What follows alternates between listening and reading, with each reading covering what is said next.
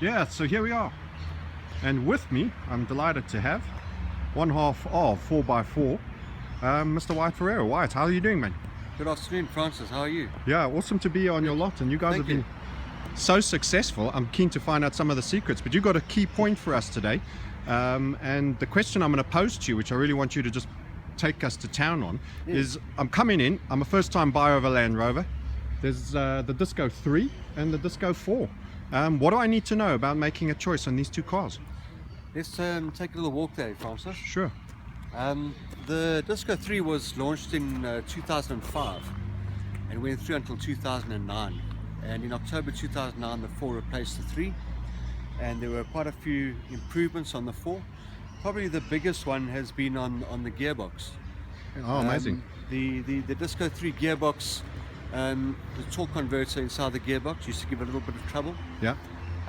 It's not on your standard menu. In other words, if you go to Land Rover and go, let me have a look at the service schedule, the service schedule won't tell you need to service a gearbox. Wow, so that's a really useful little nugget that possibly slips through the fingers. I'm just going to turn a bit so we get a back end of a 3 and a 4 in shot, actually. So correct me if I'm wrong, but the 3 is on the left there, Wyatt, with the brake light cluster, the more traditional one, and then we have the 4 in the white with the LEDs. Yeah. Lovely.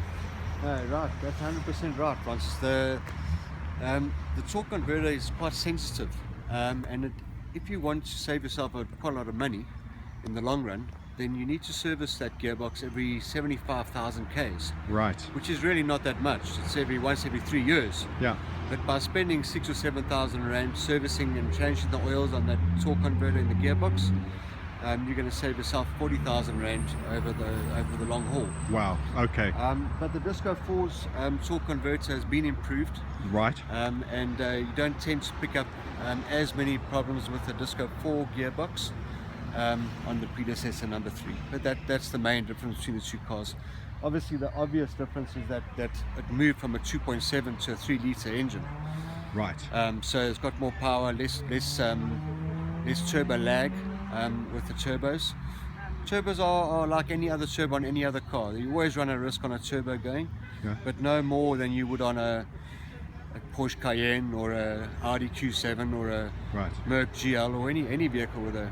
And with that extra engine size, we get a bit more grunt, low down, and the turbo maybe a bit torquier. Kilowatts went from 140 on the Disco 3 to 180 on the Disco 4. Percentage-wise, that's quite a leap, eh? It's quite a leap, it's over 30%. Yeah, so the man who likes to tow, we've got a boat or something to go. If you're going to be towing a lot, the diesel's got a lot of torque. Low down, but you're going to be putting pressure on that box again. It might be better to think about going with a V8 petrol for towing. Right. Although it costs you a lot more to run the thing. But it might be an idea. Right. Talk to us about diesel. So we stroll a little closer to the car. Talk to us. I'm just going to focus on the cars and give you a little rest on the limelight there, Wyatt. Talk to us about the difference between the selection of diesel and, I mean, we've got a 3 and a 4, and I don't want to go too far away from the discussion for today, but just a short synopsis on the difference between diesel, selecting a diesel versus a petrol. Pros and cons. Pros and cons. Your petrol is going to give you a longer life. Right. It doesn't require as much TLC as a diesel would. Right. Diesel needs to be serviced regularly, on time. They like the tender loving care. Yeah. You need to put in your low sulfur diesel, in other words your 10 ppm or 50 ppm diesel as opposed to your 500s. Yeah. You get sulfur build up on the injectors. Right. So in the long run, your diesel engine requires more maintenance, more often, on time, and you need to be careful. And don't go cheapo on the gas. Don't go cheapo on the gas. Rather pay a couple of cents more for the low sulfur diesel. It'll keep your injectors clean and stop your car from overfueling and possibly blowing an engine. Awesome. That's very useful advice right in there. Back to script. The 3 and the 4. We've got the 2 lined up here. I like the styling changes on the 4. What are we talking price differential though, Wyatt? Because I mean, we're all going to want the later model with the newer stuff, but you know, you pay for that, don't you?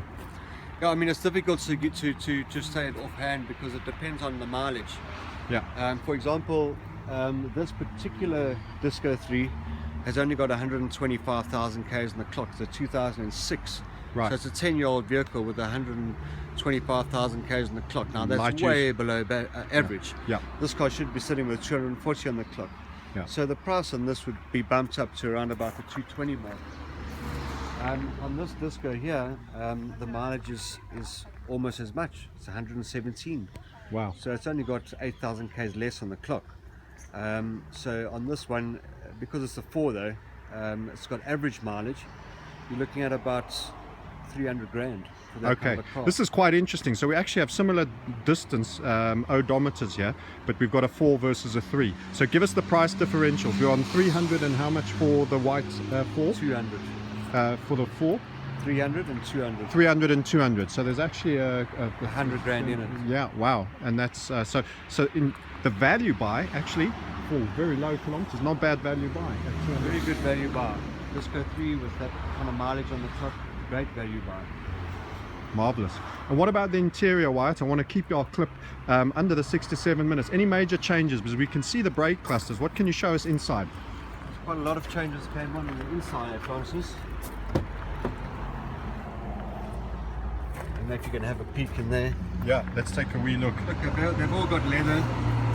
Depending on whether you got the S, the SC or the HSC, depends on the finishes. Multifunction steering, voice recognition, Bluetooth, etc. Yeah. On your multifunction steering. The drive chain, everything else basically the same. But if you have a look inside on the Disco 4 now, you Yeah. see quite a big difference. So walking with you, and now we're going to go into the 4. It was a nice, I can't say it was an unpleasant place to be in the 3. How are we looking in the 4? This is a great interior, isn't it? Just loving that two-tone. A lot of upgrades to the interior, lot smarter.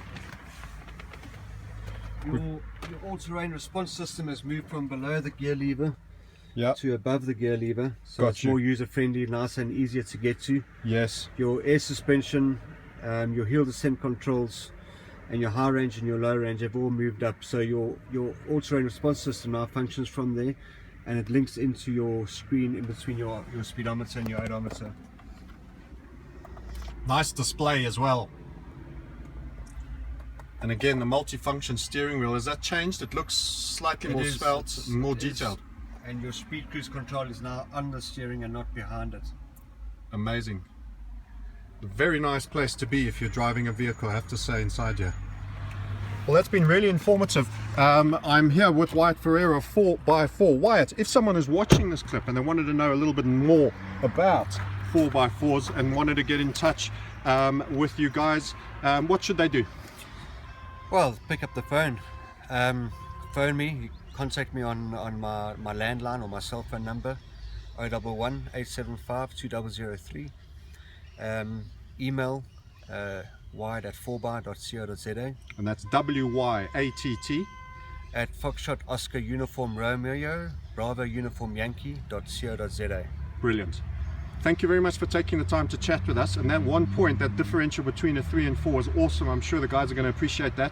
By the way, folks, I would like and subscribe and share this. We have 6 further micro clips to do with Wyatt and his brother Grant. And if you want to come down and kick the tires, you're welcome, guys, to come and have a good old look. Anytime. Absolutely. So watch out for those other 6 key points when considering buying a Land Rover out of warranty. Wyatt Ferreira, thank you very much. Thank you, Francis. Good night.